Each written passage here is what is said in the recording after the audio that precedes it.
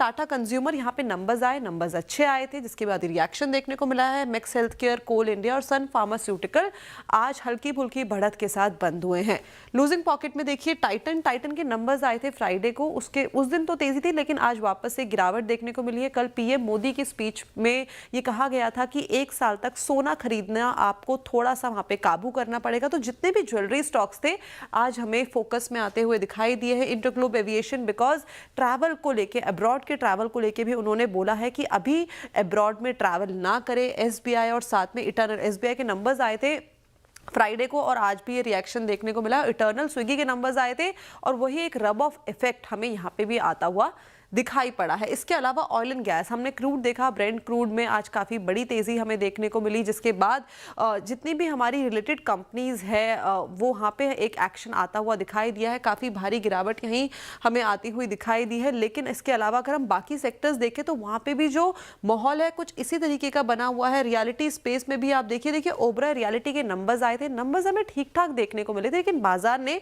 इसको अप्रिशिएट नहीं किया और वही इम्पैक्ट हमें बाकी के शेयर्स में भी आता हुआ दिखाई दिया है। तो कोई भी ऐसा सेक्टर नहीं था आज जो हमें बचता हुआ दिखाई दिया है, एक्सेप्ट एफएमसीजी में एक हल्की फुल्की हमें नॉर्मलाइज चीजें होती हुई दिखाई दी बिकॉज ऑफ टाटा कंज्यूमर। लेकिन हर जगह जो माहौल था काफी ज्यादा भयानक रहा है।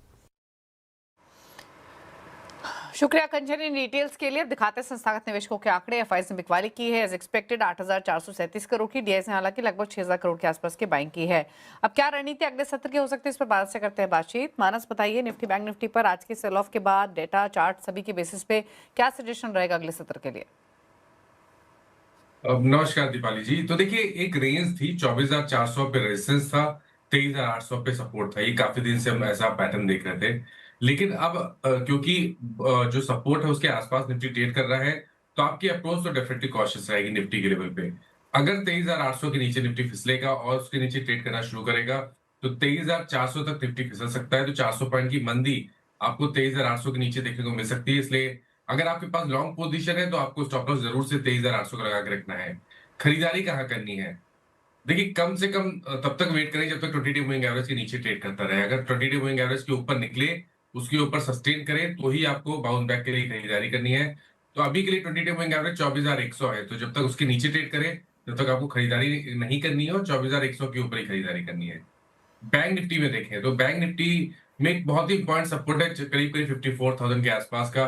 अगर 54,000 के नीचे बैंक निफ्टी जाएगा तो गिरावट बढ़ेगी। उस केस में शायद आपको 52,500 तक का की गिरावट बैंक निफ्टी भी दिखा सकता है। तो खरीदारी यहाँ पर भी नहीं करनी है। यहाँ पर अगर आपको खरीदारी करनी है तो 55,300 के लेवल को ब्रेक करने का इंतजार करें। 55,300 के ऊपर ही बैंक निफ्टी में खरीदारी करनी है। ओके, और स्टॉक स्पेसिफिक कुछ ट्रेड्स रेकमेंड करेंगे क्या मानस? तो देखिए स्टॉक स्पेसिफिक काफी बढ़िया पैटर्न जहां बन रहे हैं वहां पर आप खरीदारी कर सकते हैं। स्पेशली जो मिड कैप स्पेस है वहां पर आप खरीदारी कर सकते हैं। तो पहला रिकमेंडेशन सोना कॉम्स पे है, जहां पे स्टॉक करेक्ट हुआ था, 20 डे मूविंग एवरेज पे सपोर्ट लेके रैली रिज्यूम हुई है। तो 584 के स्टॉप लॉस से खरीदारी करनी है। 615 तक के टारगेट देखने को मिल सकते हैं। दूसरा जो स्टॉक है वो फोर्टिस है, क्योंकि फार्मा स्टॉक अच्छा कर रहे हैं, हेल्थ केयर फार्मा स्टॉक अच्छा कर रहे हैं। तो फोर्टिस में क्योंकि एक ब्लैक पैटर्न का ब्रेकआउट है तो फोर्टिस में खरीदारी करनी चाहिए। 959 का स्टॉप लॉस लगा लें और 1,000 के टारगेट सेट कर लें। ओके, बात करते हैं व्यूअर्स से। पहले व्यूअर हरदीप नारंग दिल्ली से हमारे साथ कनेक्टेड है। हरदीप जी नमस्कार, पूछिए क्या सवाल है आपका?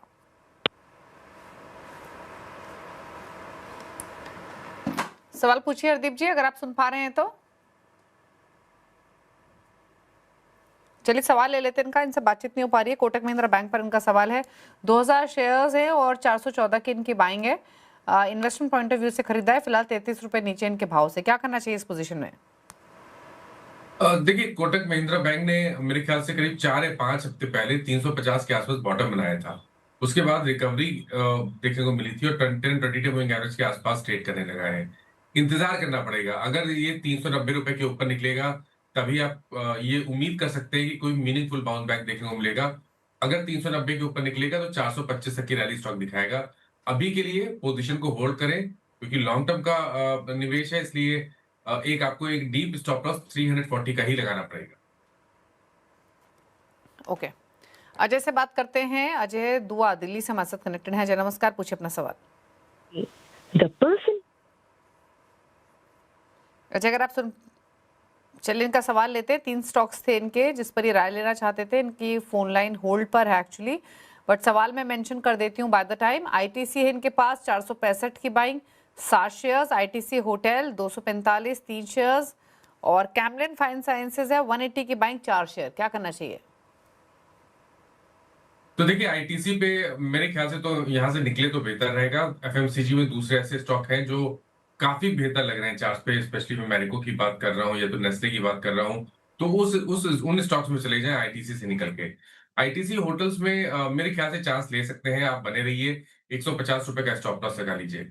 अगर 20 वीक मूविंग एवरेज जो कि 170 के आसपास है उसके ऊपर निकलेगा तो फिर आपको 200 रुपए तक की रैली आईटीसी होटल्स दिखा देगा। तीसरा आपने कैमलिन की बात की, तो देखिए कैमलिन में भी होल्ड करना चाहिए, क्योंकि अगर आप देखें तो 100 रुपए के आसपास अभी कुछ हफ्ते पहले स्टॉक ने बॉटम बनाया है। हालांकि ऊपर की तरफ 135 से 140 की रेंज में रेजिस्टेंस है। अगर एक बार ये रेजिस्टेंस ब्रेक होगा, 140 के ऊपर निकलेगा, तो 175 180 तक की रैली स्टॉक दिखाएगा। अभी के लिए पोजीशन को होल्ड करें और 107 का स्टॉप लॉस लगा लें। ओके, बात करते हैं सुरेंद्र से, हिसार से कनेक्टेड है। सुरेंद्र नमस्कार, पूछिए अपना सवाल। हाँ जी, नमस्कार जी। नमस्ते, मैडम बताइए क्या सवाल 25,000 है शेयर आपका? हैं, 25,000 शेयर हैं एचसीसी के 20 रुपए के भाव से। 1 साल के लिए होल्ड कर सकता हूँ। 1 साल के लिए रख सकते हैं। 20 रुपए की खरीदारी है, 2.5 रुपए ऊपर है फिलहाल इनके भाव से। क्या करना चाहिए? एचसीसी 25,000 क्वांटिटी है।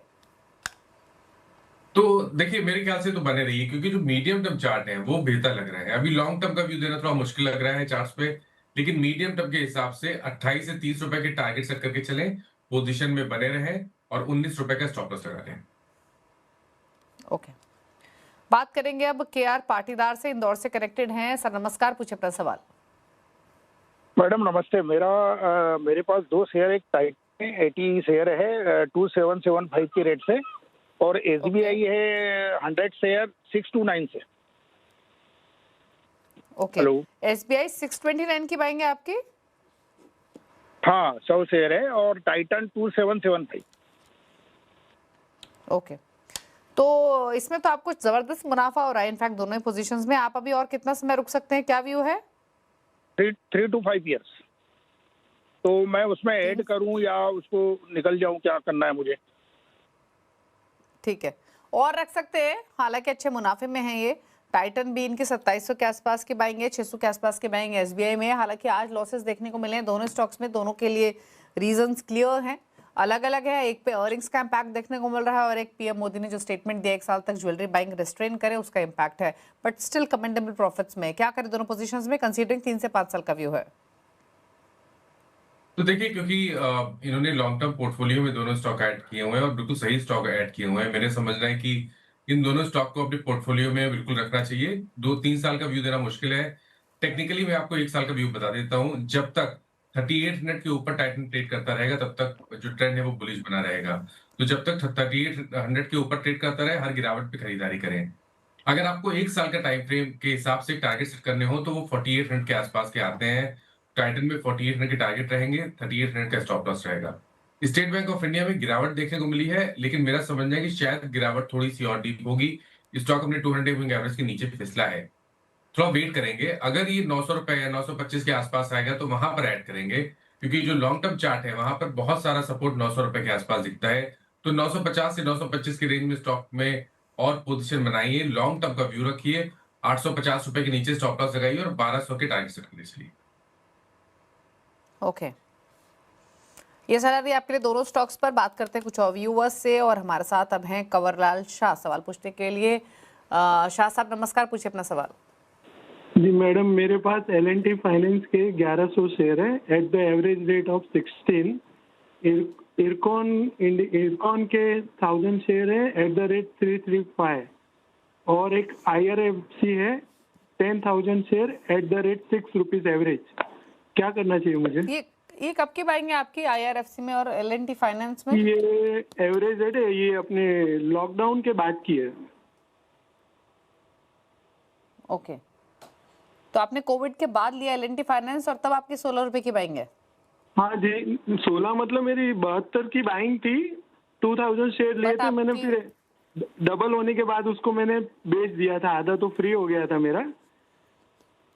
ओके, ठीक है, उस हिसाब से आपकी बाइंग 16 की बन रही है। पूछ लेते हैं अब इस पोजीशन में क्या करें, तो बताएं मानस। इरकॉन 335 नुकसान में है, एल&टी फाइनेंस और IRFC में तो इनकी मतलब प्रॉफिट्स तो ये निकाल चुके हैं, फ्री की होल्डिंग मान के चलें इनकी, उसमें भी फायदा हो रहा है, क्या करना चाहिए? देखिए एल&टी फाइनेंस में बने रहना चाहिए क्योंकि स्टॉक बीच में करेक्ट हुआ था, स्टॉक ने 200 मूविंग एवरेज के आसपास सपोर्ट लिया, फिर से हाई टॉप से हायर बॉटम बनना शुरू हुए हैं। जिस तरह के पैटर्न्स है उसको देख के लग रहा है कि शायद 330 के आंकड़े को इस बार एल&टी फाइनेंस ब्रेक कर सकता है। तो टाइम फ्रेम को करीब करीब 1 साल का रखें, 240 का स्टॉप लॉस लगा लें और 425 रुपए के टारगेट सेट करें 1 से 1.5 साल के टाइम फ्रेम के हिसाब से। इरकॉन में भी बने रहना चाहिए। ये सही है कि इरकॉन 200 मूविंग एवरेज पर रेजिस्टेंस फेस कर रहा है, लेकिन ध्यान रखें कि अगर ये 160-65 की रेंज को ब्रेक कर लेगा तो शायद आपको 190 तक के लेवल्स दिखा देगा। तो इरकॉन में बने रहिए, 132 रुपए का आपको स्टॉप लॉस लगा के रखना है। IRFC की आपने बात की, देखिए यहाँ पर भी इरकॉन की तरह के पैटर्न बने हुए हैं। हाई लेवल पर रेजिस्टेंस जरूर है, लेकिन ये ध्यान रखिए कि अगर 110 के ऊपर IRFC निकलेगा तो आपको 125 से 130 की रेंज देखने को मिल जाएगी। इसलिए यहाँ पर 94 के स्टॉप लॉस से पोजीशन को होल्ड करना चाहिए। ओके, बात करते हैं कुछ और व्यूअर्स से, और हमारे साथ अब हैं सवाल पूछने के लिए अरित्रा साहा हुगली से हमारे साथ कनेक्टेड हैं। नमस्कार, पूछिए अपना सवाल। मेरे पास बैंक ऑफ बड़ौदा 50 है 275 रुपीज के, अब मैं क्या होल्ड करूं या सेल कर दूं? क्या है आपका नजरिया? लॉन्ग टर्म 1 साल। ओके, लॉन्ग टर्म व्यू है, 1 साल का नजरिया, 275 की बाइंग है, थोड़ा नीचे इनके भाव से लेकिन इनके बाइंग के आसपास ही है। क्या सजेशंस? देखिए दिक्कत में तो डेफिनेटली है PSU बैंक्स, पिछले करीब अगर आप देखें तो करीब 7-8 हफ्ते से bank of Baroda 200 moving average के ऊपर सस्टेन नहीं हो पा रहा है, तो ये दिक्कत की बात जरूर है। लेकिन जिस प्राइस पे है यहाँ से अगर रिस्क रिवॉर्ड के हिसाब से देखें, मेरे ख्याल से पोजीशन में बने रहना चाहिए। 240 235 में बहुत सारा सपोर्ट दिखता है, तो अगर लॉन्ग टर्म का नजरिया है तो 235 रुपए के नीचे स्टॉप लॉस लगा के पोजीशन को होल्ड करें, इस उम्मीद में कि अगर 285 के आंकड़े को ब्रेक करेगा तो वापस 300-325 के लेवल्स बैंक ऑफ बड़ौदा दिखा देगा। ओके, तो ये रही सलाह आपके लिए आपके इस पोजीशन पर। बात करते हैं अब सुशील कुमार से, हमारे साथ कनेक्टेड है लखनऊ से। सुशील नमस्कार, पूछिए अपना सवाल। जी मैडम नमस्कार, मानस जी को नमस्कार। मैडम मेरे पास JSW एनर्जी 100 शेयर है 569 पे, पावर ग्रिड 200 शेयर है 310 पे। मैडम एक NTPC का मेरा सवाल था, बट NTPC मैंने आज सेल कर दिया, उसकी जगह मैं यथार्थ पूछ सकता हूँ? उसकी जगह यथार्थ लेना चाहते हैं? जी जी जी। और आपका नजरिया क्या रहेगा? मेरा नजरिया मैडम 6 से 8 महीने रहेगा, लगभग 6 महीने का। ओके, 6 to 8 मंथ्स का व्यू। यथार्थ हॉस्पिटल खरीदना चाहते हैं, ऑलरेडी इनके पास जो पोजीशंस हैं वो इन्होंने मेंशन की, जिसमें JSW एनर्जी, पावर ग्रिड की बात की। क्या सजेशन रहेगा मानस इनके लिए? तो देखिए यथार्थ की जहां तक बात है, एक बहुत ही स्ट्रांग अपट्रेंड में स्टॉक ट्रेड कर रहा है। लॉन्ग टर्म चार्ट पे स्टॉक ने अभी मेरे ख्याल से इसी हफ्ते ब्रेकआउट दिया है। आई थिंक यहाँ पर बने रहिए, 700 रुपए के नीचे आपको स्टॉप लॉस लगाना है, लेकिन टारगेट आपको बड़े सेट करने हैं। 1200 से 1250 के टारगेट 1 से 1.5 साल के हिसाब से यथार्थ में आप सेट करके चलें। बढ़िया स्टॉक है, जब तक ये 200 मूविंग एवरेज 700 रुपए जो की है उसके ऊपर ट्रेड करता रहे, हर गिरावट पे खरीदारी करें। पावर ग्रिड में भी बने रहिए, स्टॉक करेक्ट हुआ है, 20 मूविंग एवरेज के नीचे फिसला है, लेकिन long term chart, medium term chart ठीक लगते हैं। मेरा समझना है कि 360 रुपए के टारगेट के लिए पावर ग्रिड में बने रहना चाहिए और आपको स्टॉप लॉस 280 रुपए के नीचे लगाना है। तीसरा स्टॉक मैं भूल गया, क्या पूछा था? पावर ग्रिड, JSW एनर्जी और यथार्थ, 3 शेयर्स है ये। तो देखिए JSW एनर्जी में भी बने रहना चाहिए। यहाँ पर कंसोलिडेशन के बाद स्टॉक पे वीकली चार्ट पे एक ब्रेकआउट है। मेरा समझना है कि स्टॉक 720 रुपए के लिए तैयार है। टाइम फ्रेम बड़ा रखेंगे 6 से 8 महीने का, स्टॉप लॉस लगाएंगे 470 के नीचे। ओके, बात करेंगे अब अगले व्यूअर से। हमारे साथ हैं रोशन पुणे से सवाल पूछने के लिए। रोशन नमस्कार, पूछिए अपना सवाल। नमस्कार दीपाली मैम, गुड इवनिंग मानस सर। मेरा सवाल है CDSL पे। मेरे पास 750 क्वांटिटी है 230 के एवरेज पे, तो लॉन्ग टर्म व्यू जानना चाहता हूँ। लॉन्ग टर्म व्यू जानना चाहते हैं, CDSL 230 की बाइंग बताई आपने? हाँ हाँ, कोविड के टाइम से लिया हूँ। ओके, जबरदस्त मल्टीफोल्ड रिटर्न्स, क्या करना चाहिए? देखिए अगर हम ट्रेंड की बात करें तो ट्रेंड निगेटिव लगता है, क्योंकि स्टॉक ने कोशिश की थी बीच में 200 मूविंग एवरेज के ऊपर सस्टेन करने के लिए, लेकिन ऐसा हो नहीं पाया। वापस लोअर टॉप लोअर बॉटम बन रहे हैं। लॉन्ग टर्म चार्ट पे अगर आपका नजरिया 1 साल के आसपास का है तो 1000 के स्टॉप लॉस से बने रहिए, क्योंकि लॉन्ग टर्म चार्ट पे 1000 पे एक बहुत ही स्ट्रॉन्ग सपोर्ट दिखता है। तो 1000 के स्टॉप लॉस से पोजीशन को होल्ड करें। अगर 1440 के ऊपर निकलेगा तो फिर रैली रिज्यूम हो जाएगी, और अगर 1440 के ऊपर निकला तो फिर आप 1700-1750 तक की रैली भी स्टॉक में देख सकते हैं।